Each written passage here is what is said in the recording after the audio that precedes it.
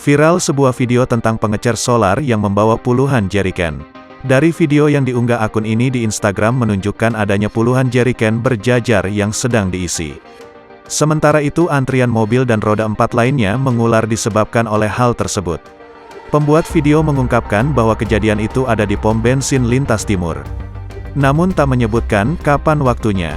Dia kesal karena pengecer yang membeli bensin itu dilayani padahal membeli dalam jumlah banyak. Sedangkan mobil yang ingin membeli hanya diberi jatah maksimal Rp300.000. POM dikuasai pengecer, bawa drigen sampai puluhan diisi semua, mobil suruh ngantri. Giliran mobil yang mau ngisi di jatah cuma Rp300.000, tulis pembuat video.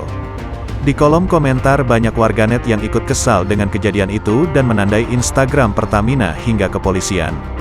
Video serupa juga disebarkan di Twitter melalui akun ini pada Sabtu, tanggal 2 April tahun 2022.